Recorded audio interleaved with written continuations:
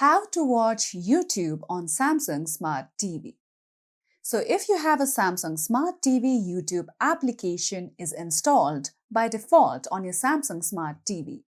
If not, what you can do is, you can go to search at the left-hand side corner. From here, go to the search bar and you could directly search for YouTube.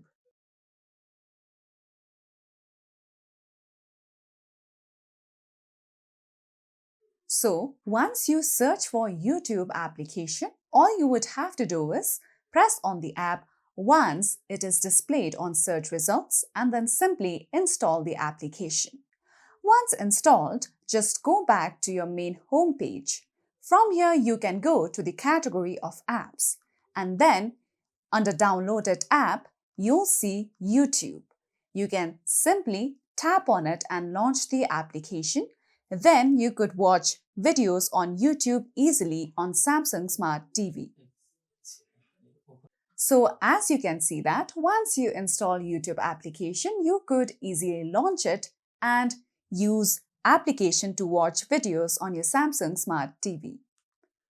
So that's all for today's video, and at last, don't forget to subscribe to our YouTube channel.